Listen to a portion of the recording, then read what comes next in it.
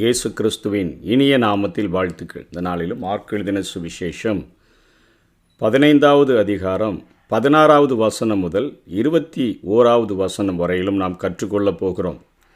16ஆம் வசனம் முதல் 20வது வசனம் வரை அங்கே பிலாத்து ஒப்பு கொடுத்த பின்பு ரோம போர்ச்சேவகர்கள் தங்களுடைய போர்ச்சேவர்கள் எல்லாரையும் கூடி வர பண்ணி அவரை அவமானப்படுத்தி சிவப்பு அங்கியை அவருக்கு உடுத்தி அவருடைய தலையில் ஒரு முள்முடியை வைத்து சிரசில் கோலால் அடித்து அவரை துப்பி முழங்கால் படியிட்டு அவரை பணிந்து கொள்வது போல அநேக பரியாசங்களை செய்ய ஆரம்பித்ததை பார்க்கிறோம். அதனைத் தொடர்ந்து 21ஆம் வசனத்தில் சிரேனே ஊரானாகிய சீமோனை குறித்து எழுதப்பட்டிருக்கிறது. சிரேனே என்பது வட ஆப்பிரிக்காவினுடைய கடற்கரை ஓரப்பகுதி. ரோம ஆட்சியின் போது சிரேனிக்கா பிரதேசத்தினுடைய தலைநகராக இந்த சிரேனே ஊர் இருந்தது. இப்பகுதி கடல் மட்டத்திலிருந்து சுமார் 2000 அடி உயரத்தில் இருந்தது. வாணிபத்திலும் விவசாயத்திலும் இந்த ஊர் சிறந்து விளங்கியது. அழகான சுற்றுலா பகுதியாகவும் விளங்கியது. புதிய ஏற்பாட்டு காலத்தில் ஏராளமான யூதர் அங்கு வாழ்ந்து வந்தனர். கிபி 365 அவ்விடத்தை ஒரு பூகம்பம் சந்தித்த பொழுது தலிபியாவின் பகுதியாக காணப்படும் இப்பகுதி இன்று மக்கள் வாழ ஏற்றதாக இல்லை. பஸ்கா காலங்களில் இப்பகுதியிலிருந்து ஏராளமான பேர் எருசலேம் வரும் வழக்கமாக இருந்ததற்கு அப்போஸ்தலர் 2ஆம் அதிகாரம் 10ஆம் வசனம் சாட்சி பகரக்கூடியதாக இருக்கிறது. பம்பிலியா எகிப்து என்னும் தேசத்தார்களும் சிரேனை பட்டணத்தை சுற்றி இருக்கிற லிபியாவின் திசைகளிலே குடியிருக்கிறவர்களும் இங்கே சஞ்சரிக்கிற ரோமாபுரி அந்த மக்கள் யாவரும் யூதரும் யூத மார்க்கத் அமைந்தவர்களும் என்று பார்க்கிறோம்.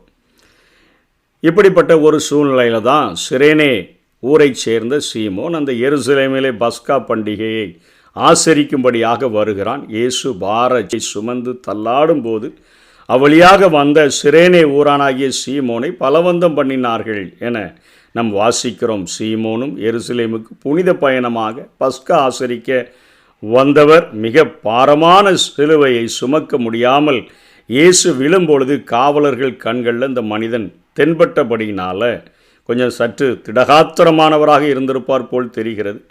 அவர்கள் ரோம படை வீரர்கள் எவரையும் கட்டாயப்படுத்துகிறதற்கு அவர்களுக்கு உரிமை இருந்தபடியினாலே சிரேனே ஊரானாகிய சீமோனை சிலுவையை சுமக்கும்படியாக பலவந்தம் பண்ணினார்கள்.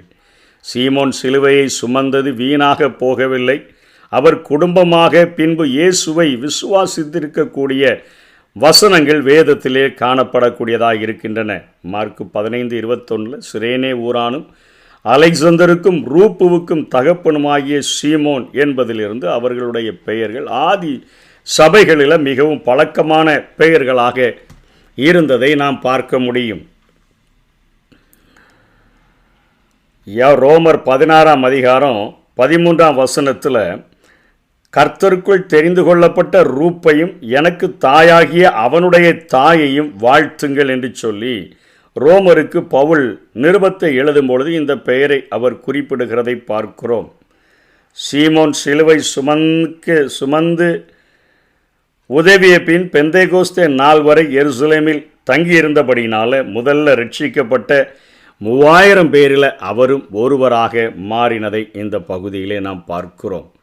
ஒரு 2 காசு போட்ட ஒரு விதவையை பஞ்சப்பட்டினி பெண்கிராஸ் என்று சொல்லி அழைக்கப்படுகிற அந்த ஒரு ஏழ்மையான நிலைமையில் இருந்த பெண்ணை ஆண்டவர் அத்தனையாக தன்னுடைய பரிபூரணத்திலிருந்து எல்லாவற்றையும் போட்டுவிட்டால் என்று நினைவு கூறுகிறதை பார்க்கிறோம். ஒரு ராத்தலை கொண்டு வந்து ஆண்டவருடைய சிரசின் மேல் ஊற்றின மகளை இவள் செய்த இந்த செய்கையானது இந்த சுவிசேஷம் எங்கெல்லாம் அறிவிக்கப்படுமோ அங்கெல்லாம் இவள் செய்த காரியங்கள் நினைவு கூறப்படும் என்று சொன்ன என் ஆண்டவர் சுமக்க முடியாத ஒரு பாரமான சிலுவையை அவர் சுமந்து கொண்டு தள்ளாடி வரும்பொழுது விட்டிருந்தா கித்சமனேலேயே மரித்திருக்கக்கூடும் அத்தனையாக ஆவியில் ஒரு மிகப்பெரிய வேதனை, ஆத்மாவில் பாவ சுமையினால் பாரம், அதனை தொடர்ந்து நரம்புகளெல்லாம் சின்ன சின்ன நரம்புகளெல்லாம் வெடித்து வேர்வைகளெல்லாம் இரத்தமாக விழுகிற நேரத்தில் அவரை முத்தமிட்டு கட்டி இழுத்து கொண்டு வந்து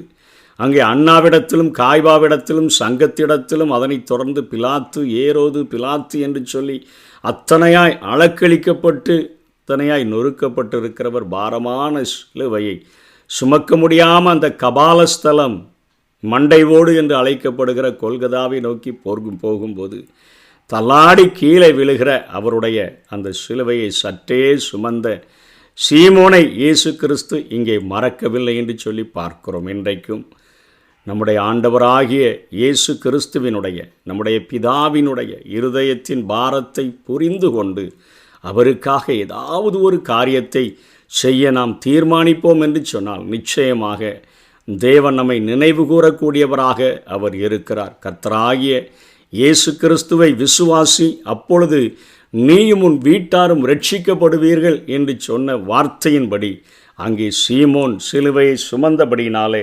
அலெக்சாந்தருக்கும் ரூப்புக்கும் தகப்பனாகி இருந்தபடியினாலே ஆதி சபையில் அங்கே பவுல் குறிப்பிடும் பொழுது ரோமர் 16:13 தெளிவாக சொல்லுகிறார், ரூப்புவையும் எனக்கும் அவனுக்கும் தாயாகிய அந்த தாயை வாழ்த்துங்கள் என்று சொல்லுகிறதை பார்க்கிறோம். ஆகவே ஆதி சபையிலேயே அவர்கள் பங்கு பெற்ற காரியத்தை குறித்து நாம் வேதத்தில் பார்க்கிறோம். நம்முடைய வாழ்க்கையிலும் ஆண்டவருடைய இருதய பாரத்தை உணர்ந்தவர்களாக, வருத்தப்பட்டு பாரம் சுமக்கிறவர்களே நீங்கள் எல்லாரும் என்னிடத்தில் வாருங்கள், நான் உங்களுக்கு இளைப்பாறுதல் தருவேன் என்று சொன்னாரே.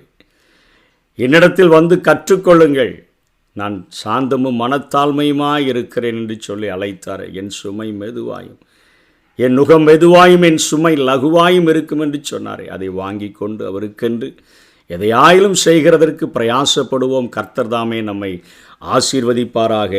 ஆமென். சிலுவை சுமந்தோராய் சீஷனாகுவோம், சிலுவை சுமந்தோராய் சீஷனாகுவோம், சிந்தை வாழ்விலும் தாழ்மை தரிப்போம், நிந்தை சுமப்பீனும் சந்தோஷம் கொள்வோம், சிந்தை வாழ்விலும் தாழ்மை தரிப்போம், நிந்தை சுமப்பீனும் சந்தோஷம் கொள்வோம்.